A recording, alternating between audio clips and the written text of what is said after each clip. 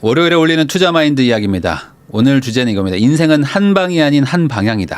지난번에 한번 소개해드렸죠. 이 불변의 법칙이라는 책에서 조금 멘트를 가져왔는데 이런 얘기가 있습니다. 이제 부자는 이제 고통과 고생의 결과물이다라는 얘기를 이제 하는 게 있어요. 이게 무슨 소리냐? 부자라는 게 절대로 그 겉모습에서 오는 그 뭔가 그 플렉스, 소비, 뭐 멋진 차, 멋진 집 이런 것만이 다가 아니라 그 안에는 대단한 고통과 고생을 했다는 그 결과로서의 소비가 있다는 거죠.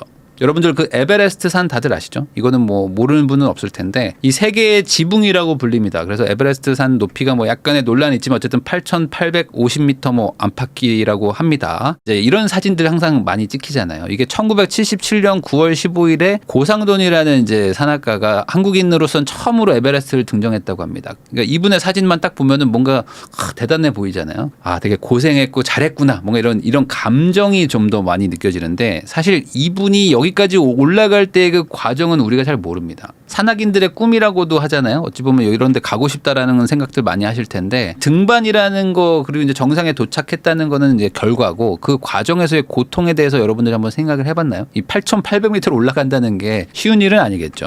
약간 뭐 얘기는 다른데 제가 이제 조사를 해보니까 등반 비용이 한 1억 정도 드는 것 같더라고요. 그래서 여기 정상 가려면은 아무리 못해도 뭐 한 1억 정도. 그다음에 등반하는 기간도 보면 한 60일, 뭐 90일 뭐 이렇게 걸린다는 게 있습니다. 정확하게 아시는 분들 한번 댓글 달아주세요. 그만큼 이게 그냥 만만한 게 아니고 동네에 뭐 백두산 올라가고 그런 게 아니더라고요. 이게 거기다가 그냥 일반 초보자가 아니라 이 산악인들이 훈련을 하고 막 몇 달 훈련을 해가지고 정말 뭐 고산병에 대한 적응도 막 지상에서 많이 하고 그렇게 올라가도 사람들이 막 위험에 빠지는 경우들이 많다고 합니다. 그만큼 되게 어려운 일이고 23년 그러니까 작년만 18명이 사망을 했대요. 그만큼 아무리 준비된 사람들이어도 막상 가면 엄청난 리스크들을 안고 가는 것이다. 이 부자가 되는 건 어찌 보면 이게 산을 올라가는 거로 표현할 수도 있지 않겠습니까? 결국에 이 정상이라는 거를 가기 위해서 계속 뚜벅뚜벅 올라가는 건데 이 정상을 갈 때는 사실 반대로 내려가는 경우들도 있어요. 산 타보신 분들은 아시겠지만 내가 무조건 올라가야 되는데 올라가려니까 이게 절벽이 있어. 그럼 어떻게 합니까? 돌아가기도 하고 반대로 이렇게 내려갔다가 다시 이렇게 삥 돌아서 더 길게 가기도 합니다.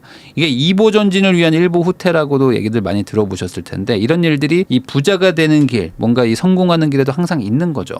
이런 일도 있다고 합니다. 이 정상을 앞에 두고도 베이스 캠프에서 며칠씩 있는데요. 왜냐하면 이 날씨가 좋을 때만 올라갈 수가 있다고 합니다. 워낙 그 바람이 세지 않겠습니까? 그러면 날씨도 좋아야 되고 바람도 안 불어야 되고 이러니까 그 밑에서 정상 밑에 베이스 캠프에서 막 며칠씩 어떨 때 뭐 몇 주씩 기다려가면서 때를 만나기 위해서 기다림의 시간도 많이 든다고 합니다. 우리가 관가하는 이 과정의 고통 이거에 대해서 제가 경험이 있습니다. 뭐냐, 이 발리를 제가 간 적이 있어요. 발리를 갔는데 저는 어떤 그 커플인 줄 알았어요. 근데 커플이 수영장에 있는데 한 3분 정도 있으니까 커플은 아닌가 보다라는 느낌이 들었습니다. 왜 그러냐면 한 분이 그 동남아 계열의 어떤 여자분인데 그분이 인플루언서였나 봐. 그래가지고 이분이 이제 뭐 수영복을 입고 그 사진을 찍어요. 근데 그 남자친구라고 생각했던 분이 계속 사진을 찍어주는 거야. 그래서 나는 그냥 남자친구니까 한 2, 3분 찍어주나 했는데 그게 아니야. 1시간 넘게 막 여기서 찍고 저기서 찍고 앉아서 찍고 옆으로 돌아서 찍고 막 그런 걸 계속 합니다. 그다음에 물속에 들어가서 찍고 나와서 찍고 뭐 안 되겠으니까 뭐 잠깐 쉬었다가 다시 찍고 뭐 이런 것들을 합니다. 그러면서 그 1시간 넘게 그걸 막 찍는 거예요. 근데 더 재밌는 거는 그 사진이 어쨌든 인스타에 올라올 거 아닙니까? 그래서 저도 이제 그 여행을 갔으니까 그 여행 간 김에 거기 그 동네 뭐 이런 거 인스타에 검색하잖아요. 그러면 그분이 떠. 그러니까 팔로워가 많은데 그분이 이제 수영장 한 컷을 딱 올려놓은 거야. 그 다음에 뭐라고 합니까? 이 뭐 수영장에서 뭐 휴식 뭐 이런 식으로 이제 써놓은 거지. 그러니까 그 곁에서 그 과정을 다 본 사람들 입장에서는 아니 이거는 아닌데. 이거 하려고 엄청 고생했는데 근데 이분은 이제 수영장 한 컷을 딱 올리면서 아무런 일도 없었던 것처럼 딱 올라가는 거죠. 자, 이게 여행 유튜버도 그렇고 뭐 여행 그런 갔다 온 어떤 그런 사진 같은 것들을 보면은 다 좋은 일만 올려놓잖아요. 그리고 뭔가 즐거운 일들만 올려놓고 맛있는 거, 그다음에 뭐 비싼 거 이런 것들만 올려놓는데 사실 여행이라는 게 상당히 힘든 일입니다. 공항에 비행기 타러 가셨던 분들 중에 뭐 연착되는 거 있죠. 저도 이제 연착된 적이 있었는데 한두 시간씩 막 미뤄지니까 되게 힘들더라고요. 공항에서 이제 막 단순히 대기하는 게 쉽지가 않지 않습니까? 거기다가 뭐 그런 거 없다고 하더라도 이제 비행을 하는 거 막 6시간 막 10시간 이런 것들 비행기를 타다 보면은 이동하는 것 자체가 사실 되게 힘든 일인 거죠. 근데 이런 것들은 사진에 담기지 않습니다. 많은 분들이 이런 얘기하죠. 아, 나도 유튜브나 할까 하면서 이제 유튜버를 꿈꾸는 분들이 많습니다. 근데 이런 분들이 요즘에 좀 적어졌어요. 왜냐하면 이제 유튜브를 한번 하려고 많이들 시도했고 호되게 당하고 안 되는구나 하고 안 하시는 분들이 요즘에 많아졌는데, 이 생각보다 쉬워 보이는 일들이 있잖아요. 그러면 직접 해보면 됩니다. 그러면 아, 이게 되게 힘들다는 거, 그리고 그 뒤에 숨겨져 있는 엄청난 노력 그리고 고통 같은 것들이 있다는 걸 그제서야 깨닫죠. 이 목표를 이루기 위해서는 사실 어떤 대립 같은 것들도 있을 수 있고 갈등도 있을 수 있고 어떤 시간을 소모하는 것들도 많고요. 뭐 번거롭고 고생스러움 같은 것들이 항상 이제 딸려오기 마련인데, 거기다 이런 것도 있습니다. 뭐 미래도 당연히 불안해지죠. 무언가 목표를 이룬다는 것은 이제 베팅을 하는 것이고 여기에다가 뭔가 올인을 해야 되는 건데, 그럴 때 항상 불안한 미래가 따라오는데 그거를 감수하는 결단력이 있어야 되고 그 이후에도 따라오는 현실에서의 고통을 감수하는 그 인내심도 많이 필요합니다. 그래서 되게 힘든 과정이에요. 자, 일론 머스크 자서전을 보면요, 이런 느낌이 듭니다. 뭐냐, 두 가지의 사람이 느껴져요. 이 300조 부자의 삶이 느껴집니다. 막 유럽의 고성을 빌려가지고 거기서 생일 파티를 하는 한 300조 부자의 삶을 보여주기도 하고, 막 전용기 타고 다니면서 뭐 호주도 갔다가 뭐 미국도 갔다가 뭐 이런 일들을 하지만, 반대로 파산 위기의 삶을 겨우겨우 버텨가는 위기의 남자가 그 안에 있기도 합니다. 그래서 이 일론 머스크가 뭐 이런 얘기를 했다고 합니다. 자기는 가족도 잘 못 보고 정말 일만 하고 살았다. 여기 뭐 일화 같은 것들이 나오는데 막 몇 달째 그 공장에서 책상 밑에 그 발 두는 곳 있죠. 거기에다가 그냥 이불 하나 깔아놓고 막 숙식을 하면서 막 일을 하기도 하고, 뭐 몇 달째 정말 그 파산 위기에 있는 공장에서 막 정말 살다시피 하는 일들이 계속 나옵니다.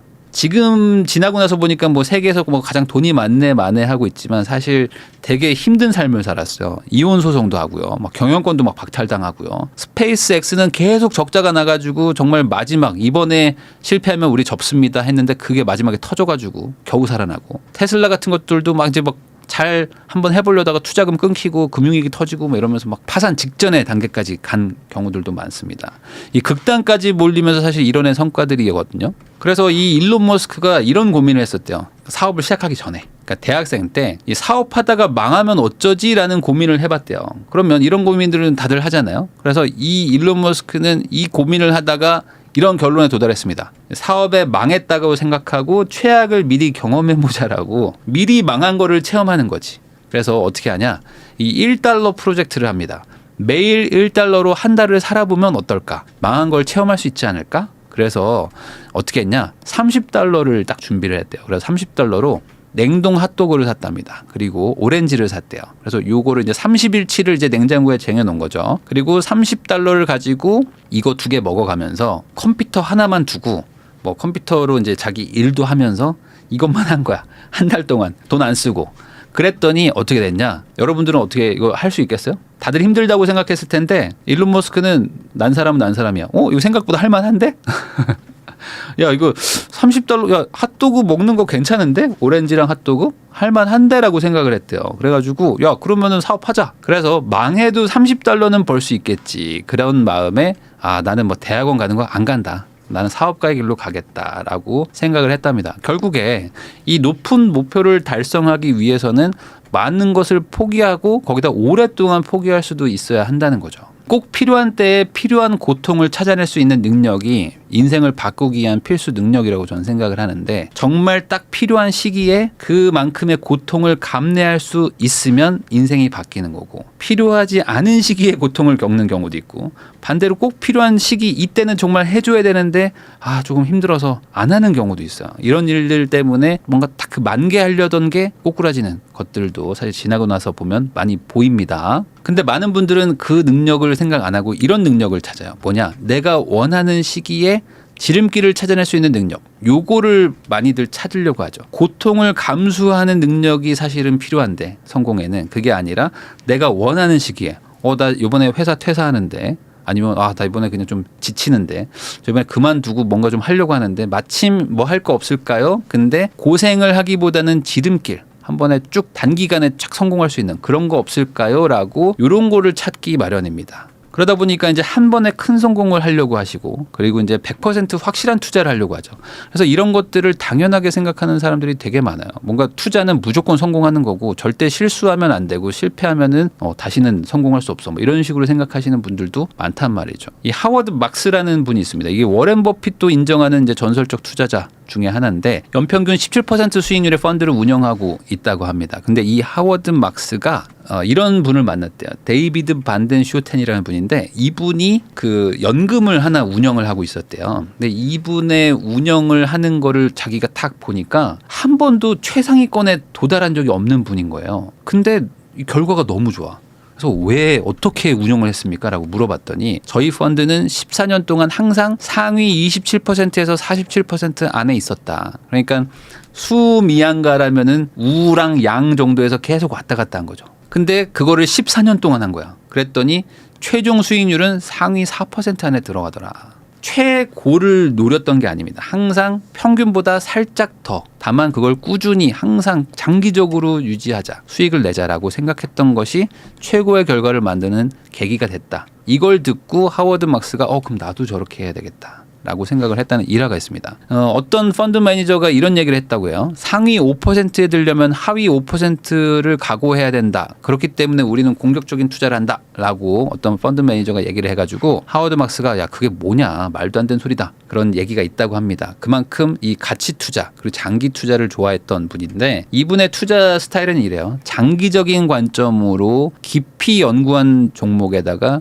집중 투자를 해가지고 돈을 버는 케이스. 그래서 이제 변동성이 워낙 큰 게 주식이기 때문에 극심한 변동성 때문에 손실이 날 수도 있잖아요. 그러니까 이런 것들을 이제 어떻게든 피하면서 확률을 낮춘 거죠. 잃을 확률을 낮추고 중장기적으로 꾸준한 성과를 내면은 결국에 최고의 투자가 된다. 그래서 그거를 실제로 실적으로 증명한 분입니다.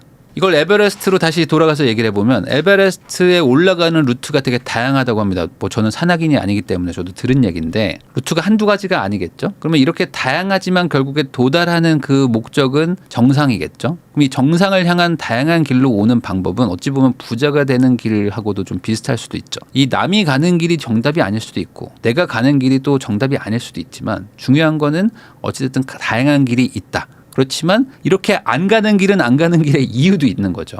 이 정상에 가면은 한 150여 구 정도의 시체가 있대요. 그 말은 뭐냐? 정상 부근에서 얘기입니다.